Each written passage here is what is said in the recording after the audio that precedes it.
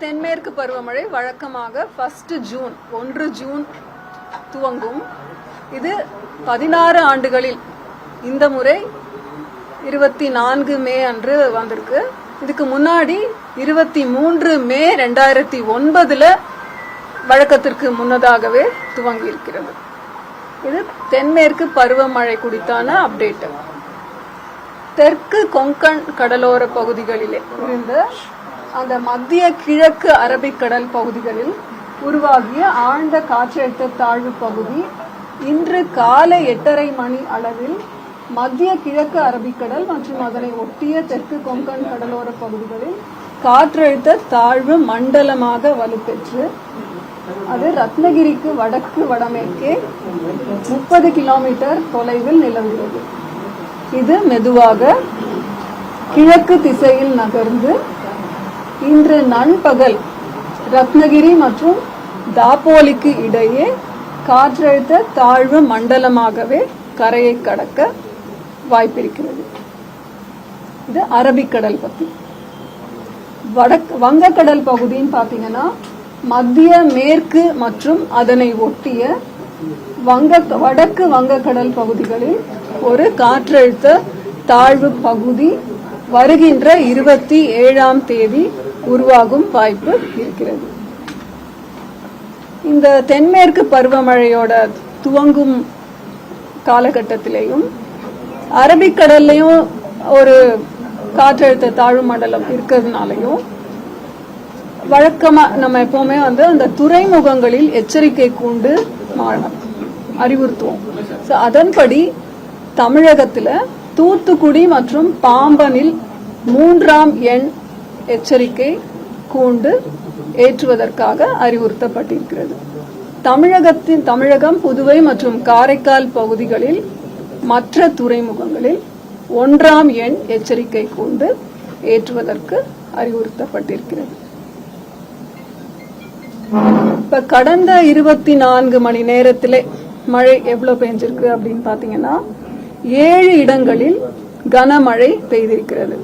அதுல அவலாஞ்சி அப்படின்ற இடத்துல நீலகிரி மாவட்டத்துல 11 சென்டிமீட்டர், பந்தலூர்லயும் அதே அளவு, தேவாலால 8 சென்டிமீட்டர், சின்னக்கல்லாறுல 9 சென்டிமீட்டர், திருநெல்வேலி மாவட்டத்துல பாத்தீங்கன்னா ஊத்து, நாலுமுக்கு, நாகப்பட்டினத்துல 7 சென்டிமீட்டர். சென்னையை பொறுத்த வரைக்கும் நுங்கம்பாக்கம் முதல்ல பாத்தீங்கன்னா 6.9 மில்லிமீட்டர் குறைச்சல் தான். மீனம்பாக்கத்துல 3 centimetre.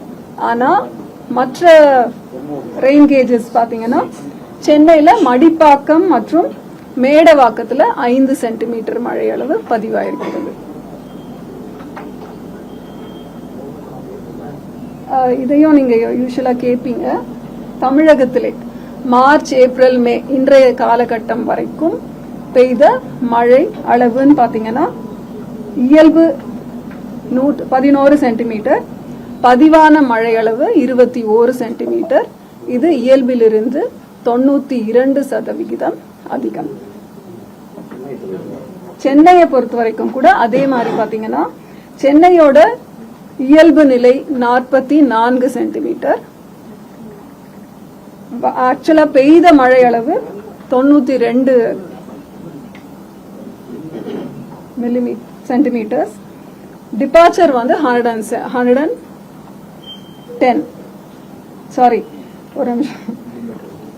Normal 44 mm, actual 92 mm. So departure 110%.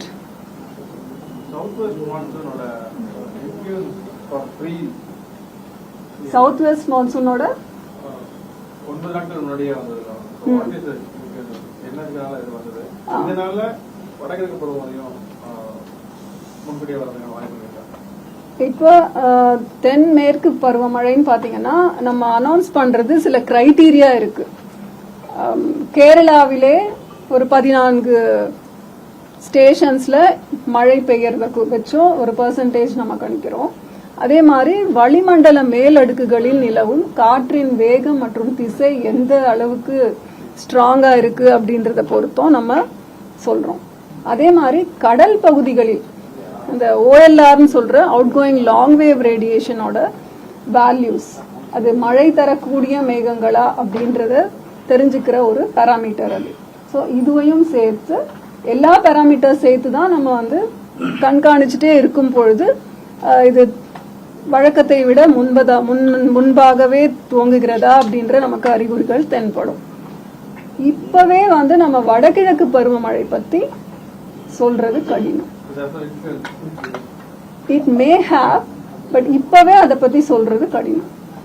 மழை அதிகமா இருக்கு. நம்ம முன்கூட்டி தொடங்கி இருக்கு. இந்த வருஷம் தென்மேற்கு பருவமழை இயல்பை விட அதிகமா இருக்குமா? அது கணக்கிடப்பட்டது. நம்ம இந்திய வானிலை ஆய்வுத்துறை தரும் அப்டேட்ஸ் பாத்தீங்கன்னா பிரஸ் ரிலீஸ்ல நம்ம இயல்பு நிலை ஒட்டி இருக்கும்னு தானே சொல்லியிருக்கோம். இப்போ திரும்பவும் மேல ஒரு அப்டேட் தருவோம். அப்ப அதிகாரப்பூர்வமான அறிக்கை வெளியிடப்படும். கேரளாவில் 4 இருந்து 3 நாள் வந்து கனமழை இருக்கும் அப்படின்னு சொல்லிட்டு அதனால தமிழ்நாட்டுல பார்டர் ஒட்டி இம்பாக்ட் ஏதாவது இருக்குமா?